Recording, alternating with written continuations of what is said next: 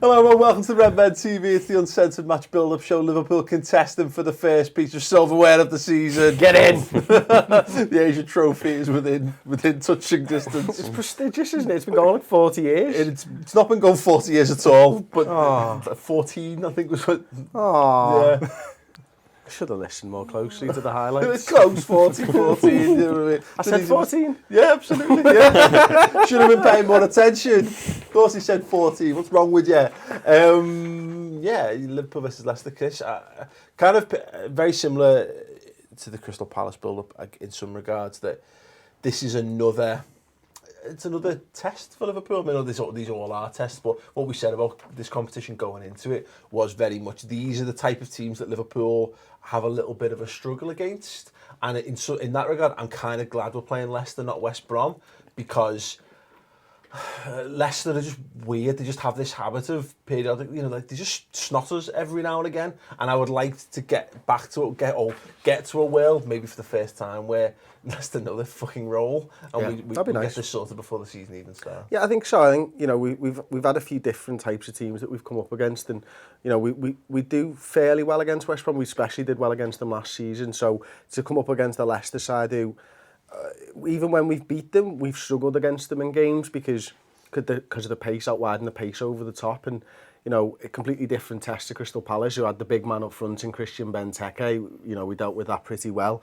So yeah, to see how we deal with Leicester with this back four, and maybe Trent will be getting another game because Klein's still injured, isn't he? Mm-hmm. So to see how he deals with that and stuff like that, it's always good. And as shit as it is a piece of silverware, and the lads will want to win it. Yeah, it doesn't count, by the way. It doesn't count at all. It does not count. As mentioned, well, it only counts if we win win 4 trophies. If you win 3, you win a treble, throw it in for shits and giggles. Yeah, just to glam it up a little bit. Exactly. As mentioned, you can count the Pirelli Trophy if you win a bunch of other things around it. You can count the Charity Shield or the community, whatever the frig it's called, if you win a couple of cups. Fair play, but in isolation, of course not. We watched the game the other day. It was good fun. There were lots of positives to take from it. And similarly, I guess going into this game, I'm excited to see Liverpool continue what they were doing. That was very much experimentation with fluidity, I think. We saw a lot of guys, the second half, Phil Coutinho played all over the park. We didn't see Woodburn in midfield in the first half.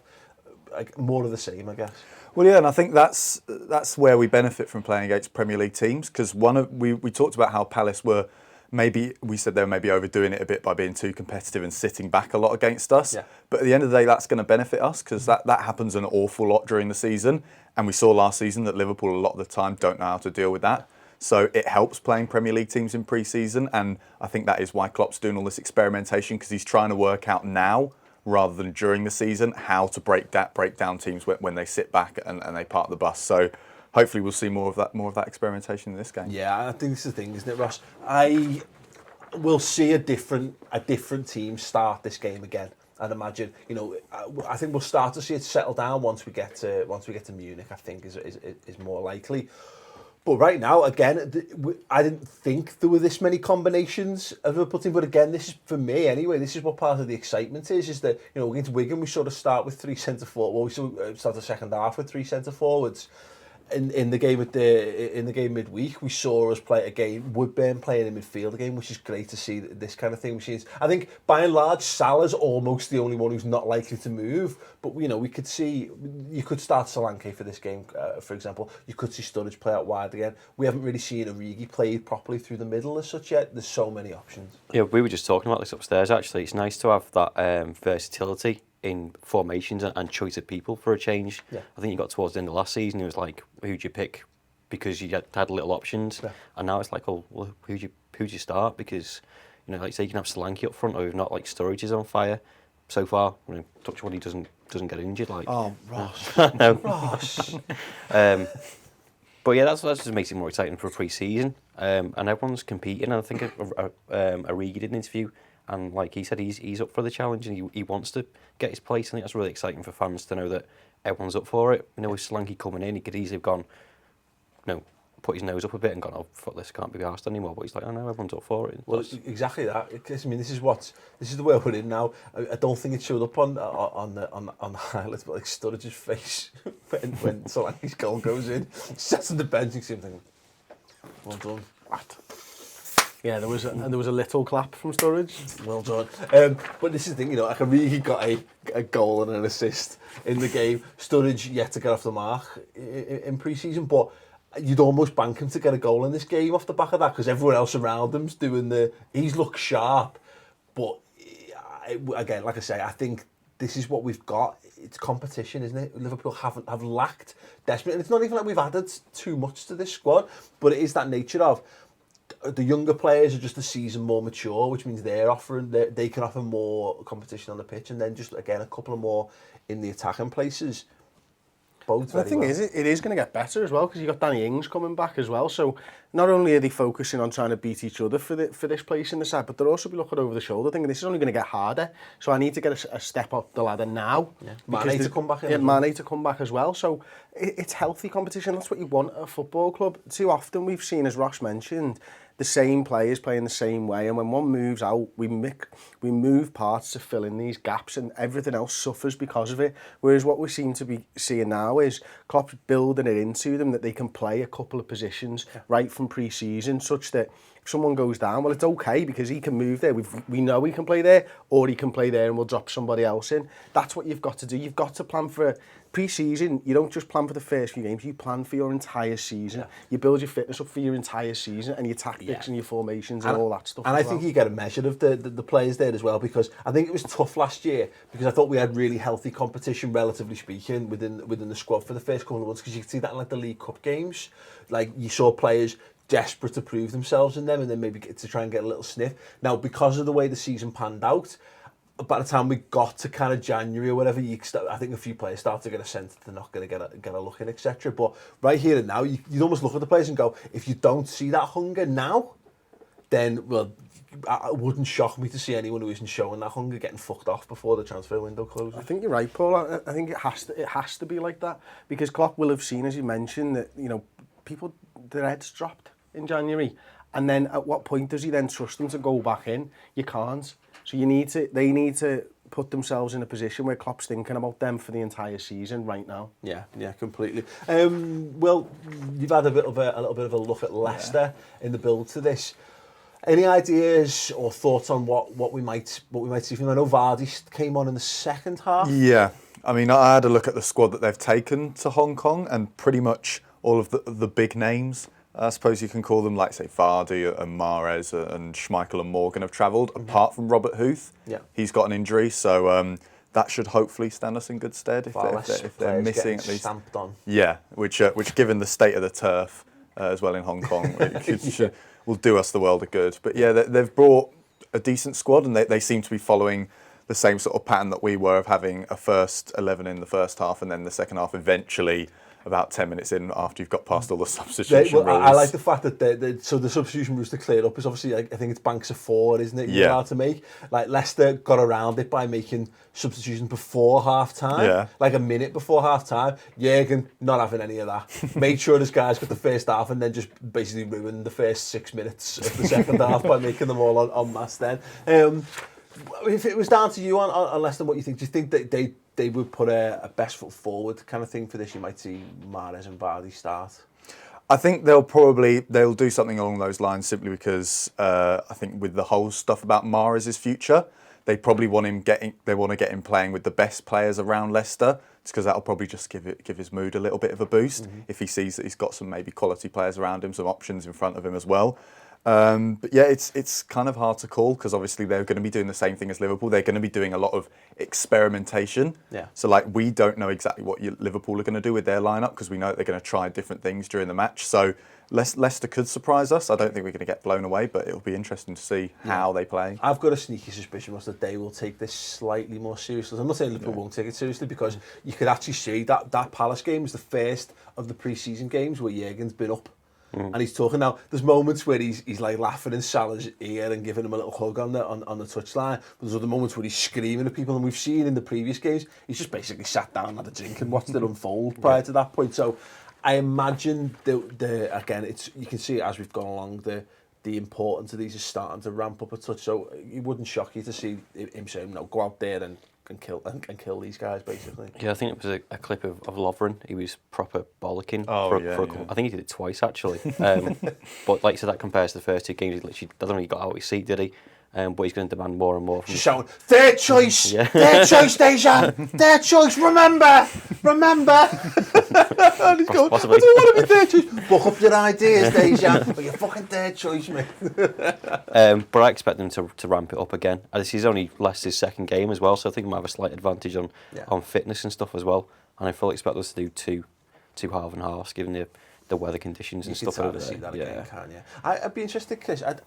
Am I right in thinking I don't think Matip and Lovren have started together? No, yeah, I think we've seen variations. We've seen Matip with Klavan, we've seen him with Gomez. Yeah, I don't think so. Lucas, I think, as well. Did he play? Was it Matip? Kev Stewart, he played alongside one time, I think. Yeah. So, be interesting to see whether again, I agree with Ross. I think this will be two. I think we'll put just about the best team, a slightly better team out in the first half, and maybe a few more changes in the second. But for you anyway, do you start to unveil a little bit more of what your proper partnerships are and things, maybe?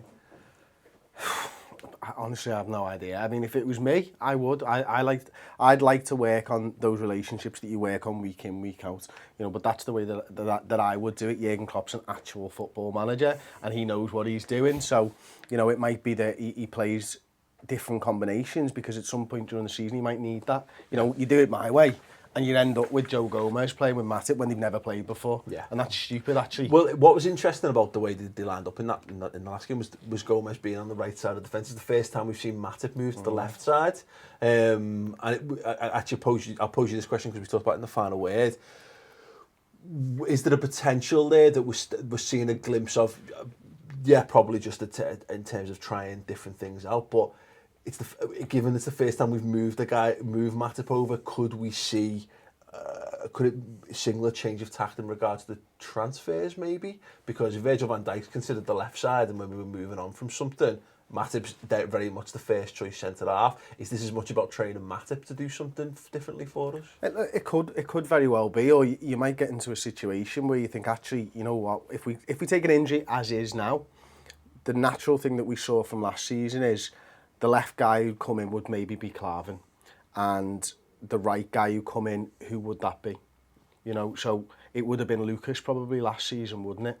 I think that's fair. Or move Lovren over. So I suppose you could think of it like this: if Lovren takes an injury, maybe Klopp's looking at Gomez, thinking he's actually a better option to have than Klavan as a backup. That's a good point. So maybe we move Matip over, and Joe Gomez becomes the third choice. No, it's very, very interesting stuff, and it'll be fascinating to see. I mean, if you can let us know in the comments below what you think Liverpool's defensive partnership should be for the start of this game, if nothing else. I mean, it could just be a case at the moment.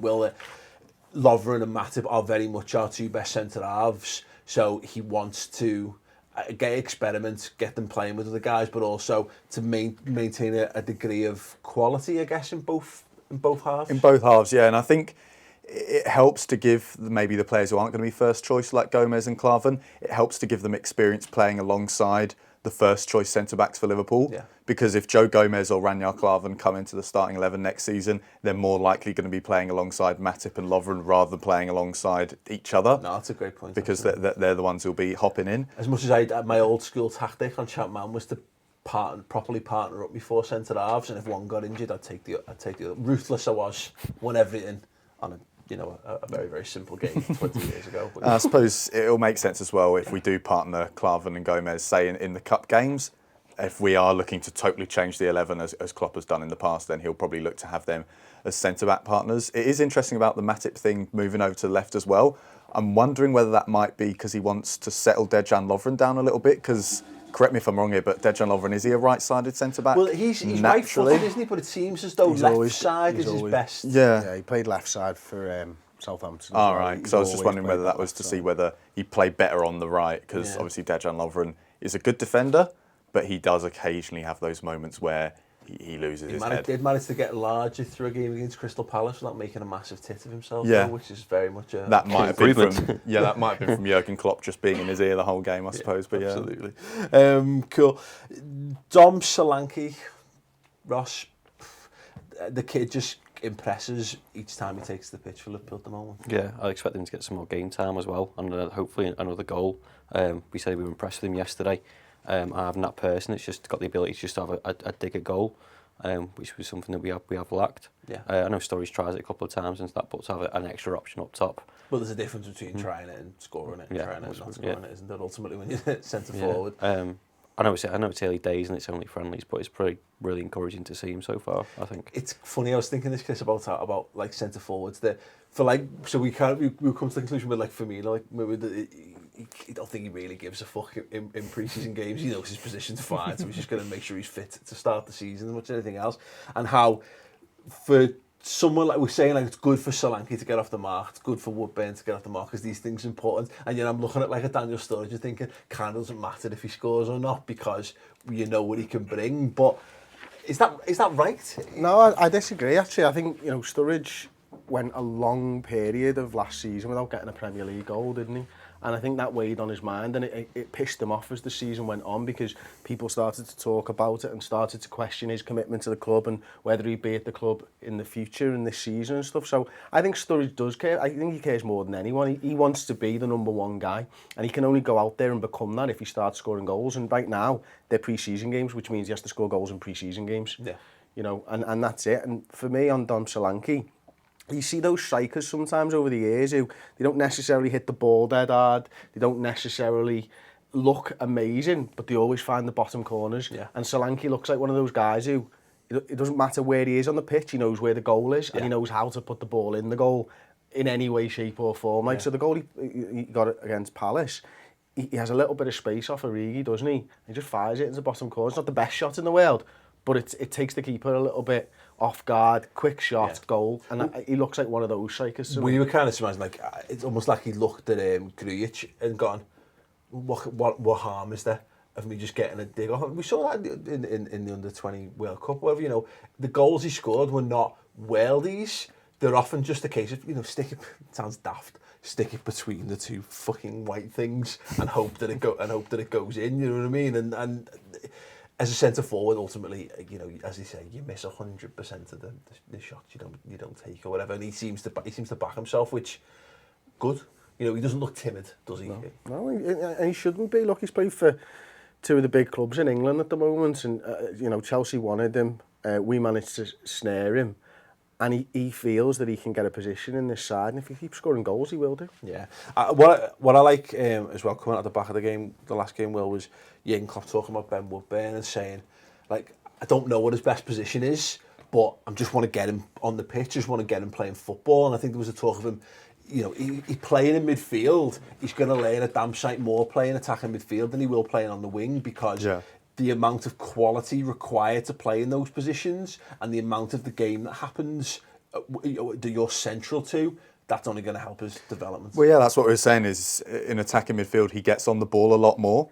And it is part of that thing of it means that Woodburn's more likely to play next season if he has knowledge of playing on the wing, up front and in midfield as well. Yeah. He's always going to be an option in any of those areas if Jurgen Klopp wants to play him. And, at the age of 17, it's not going to do him any harm if you do just play him in various areas around the pitch and see whether he can do it. And so far, he looks pretty good at centre midfield. He hasn't looked phased at all. He's helped run the show a little bit from centre midfield, maybe a bit less than Jordan Henderson did, but he's been involved. He's looked a bit...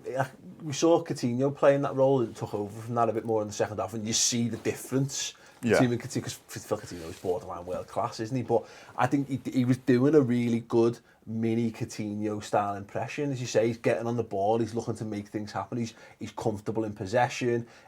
I mean, there's that moment I pointed out, I think, in the final where he just twats it into Sturridge's feet in the box, and like we've seen 17-year-old kids be given a chance in Liverpool's team, and most of them would have looked for another senior player a bit closer and let them play that ball. He had no qualms about doing that. Yeah, I mean, Liverpool have got too many players, I think, in the squad who do get the ball in dangerous positions around the box and tend to pass it from side to side and tend to deflate the attack a little bit. Yeah. So the fact that we've got a kid who's 17 years old, is still trying to make his way in the first team and is already getting the ball in those positions and thinking, I'm going to try something interesting. And if it doesn't come off, like we said, he's 17, it's not the end of the world. It's not going to actually ruin his career at all. So it's good to see a player who already is showing that kind of promise, and he'll only get better from here, we imagine. Yeah, completely agree on that. Just want to make note of anyone watching who's travelling over to Berlin for the Hertha Berlin game. Hi, camera one. You can join us live show Friday the 28th, Magnet Bar. What's the street name? That's fine. Yeah, you can come and join us. Tickets are £10, which is obviously more than euros. We have an amazing laugh there. A few bevies, a few jokes, a few Liverpool-related topics. We're planning exactly what it is. Loads of Steins. Yeah, many Steins. Yeah, come and join us. We'll have an amazing time. We'll put the ticket info in the video in front underneath. We'll check our social channels as well. It's all over there. Come and join us. Again, have an amazing laugh. And well, we're going to have an amazing laugh. If you want to join us on said amazing laugh, that's up to you. Cool. This has been an absolute pleasure, gents. Thanks very much. Just want to say thanks very much for Will for coming in this week. It's been an absolute pleasure. If you want more from Will, you can do it at the news show on, let's see what day will be, Thursday morning's news show. And go check out LFC Focus as well. We'll put the annotation link at the end of the video so you can click through, go and subscribe, get more of Will on his videos, news, transfer stuff as well. Anything else you want to say about the channel while you're here? What, my own channel? Absolutely. I mean, yeah, tell us how great we are before you I can plug the Redmen TV as well if you want, or Mates TV, whatever you like. Yeah, but absolutely. Tell us just briefly about LFC Focus. Well, I mean, it's been going for a while. I mean, I mainly started it off the back of watching the Redmen TV and thinking that, you know, it looks a lot of fun. Dead easy next time. But yeah, I mean, felt like I had a lot of opinions about football and felt like I should put them out somewhere, and it's going well so far, and I'm very thankful to, obviously, you guys at the Redmen TV for giving me a little bit of an opportunity to put myself out there a little bit. It's very nice. Amazing, no problem. And Ross, you're great too. Thanks. See more of Ross on the social media channels. He's nailing it. And me and Chris will be back as always, as ever, apart from me who's off for a week. Yeah. But I'll see you all in Germany. Yeah? All of us. Sweet. Thanks for watching. Thanks for subscribing. Again, subscribe to LFC Focus and we'll see you for more content. Chris will be here with the post-match stuff.